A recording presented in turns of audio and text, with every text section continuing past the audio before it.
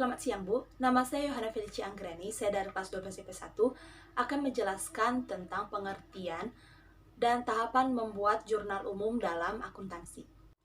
Jurnal umum adalah jurnal yang dipergunakan untuk tempat melakukan pencatatan bagi segala jenis bukti transaksi keuangan yang muncul akibat terjadinya berbagai transaksi keuangan perusahaan dalam suatu periode tertentu.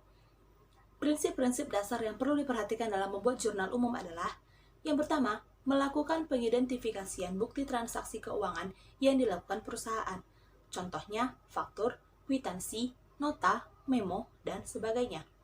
2. Melakukan akun apa saja yang terpengaruh dengan transaksi yang terjadi dan menggolongkannya dalam jenis harta, hutang, atau kas modal. Yang ketiga, menetapkan penambahan atau pengurangan terhadap akun yang terkait dengan transaksi yang dilakukan.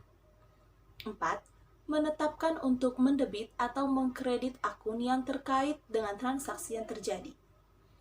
Namun sebelum itu, kamu harus sudah menguasai cara menentukan debit kredit dalam suatu akun. 5. Mencatat transaksi ke dalam jurnal umum sesuai dengan bukti transaksi yang dilakukannya. Fungsi jurnal dalam akuntansi. Fungsi jurnal dalam akuntansi adalah 1. Fungsi historis. Fungsi historis adalah setiap transaksi dilakukan berdasarkan tanggal terjadinya transaksi. Kedua, fungsi pencatatan.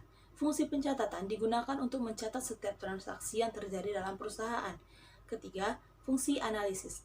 Fungsi analisis merupakan hasil analisis transaksi berupa pendebitan dan perkreditan akun yang terpengaruh. 4. Fungsi instruktif. Fungsi instruktif adalah perintah untuk mendebit atau mengkredit akun sesuai dengan catatan jurnal. Kelima, fungsi informatif. Catatan dalam jurnal memberikan penjelasan mengenai bukti pencatatan transaksi yang terjadi. Kemudian ada tahapan membuat jurnal umum.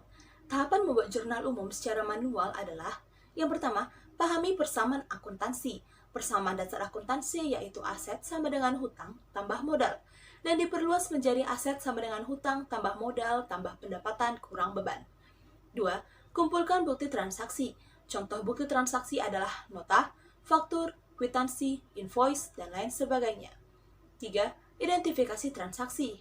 Transaksi yang boleh dicatat adalah transaksi yang mengakibatkan perubahan di posisi keuangan dan dapat dinilai dengan satuan moneter. Persamaan dasar akuntansi yang dipakai adalah aset sama dengan hutang tambah modal.